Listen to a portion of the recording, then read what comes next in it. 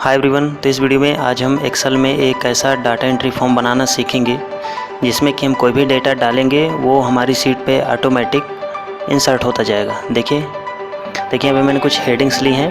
अब इन हेडिंग के बेस पे मुझे एक फॉर्म डिज़ाइन करना है। ये बहुत ही आसानी से बन जाता है। इसके लिए एक्सेल में आपके पास फॉर्म टैब एक्टिवेट होना चाहिए। यदि आपके एक्सेल की शीट में फॉर्म टैब एक्टिवेट नहीं है तो इसके लिए ये जो drop down quick access tool bar का इसमें क्लिक करना है। यहाँ पे मोर कमांड्स में जाएंगे, इसमें आपको ऑल कमेंट सेलेक्ट कर लेनी है। यहाँ से आपको फॉर्म ऑप्शन को ढूंढना है। ये रहा फॉर्म, इसको क्लिक करके ऐड करेंगे, ये यहाँ पे आ जाएगा। इसको ओके कर देंगे, ये फॉर्म टैब हमें यहाँ पे दिख जाएगा। तो हमें अपनी हेडिंग्स को सिलेक्ट करना है और फॉर्म वाले ऑप्शन में क्लिक कर देना है। इसको ओके करेंगे। यहाँ पे देखिए हमारे पास एक रेडीमेड बना बनाया फॉर्म आ गया। अब हमें इसमें डेटा की एंट्री करनी, वो डेटा यहाँ पे ऑटोमेटिक सेव होता रहेगा। देखिए जैसे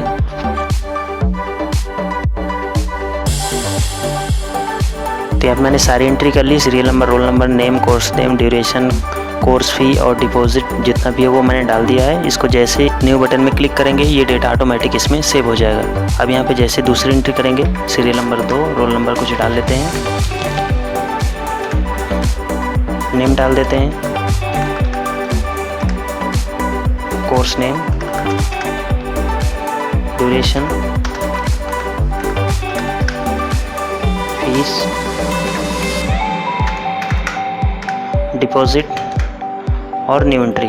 ये देखिए ऑटोमेटिक इस प्रकार से आपका डेटा सेव होता रहेगा। आप इन एंट्रीज़ को डिलीट भी कर सकते हैं। उसके लिए ये जो आपको ऊपर अपवर्ड का एरो दिख रहा है इसमें आपको क्लिक करना है। ये देखिए सारी एंट्री यहाँ पे आपको शो होंगी, ये 1 ऑफ 2, 2 ऑफ 2। तो जिस एंट्री को आपको डिलीट करना है उस एंट्री को आपको यहाँ पे शो कर लेना और यहाँ से डिलीट वाले ऑप्शन में क्लिक कर देना है। यहाँ से वो एंट्री डिलीट हो जाएगी। यहाँ मैंने बॉर्डर लगा रखा है इसलिए बॉर्डर हट गया है एंट्री के साथ। तो बॉर्डर आप बाद में भी लगा सकते हैं।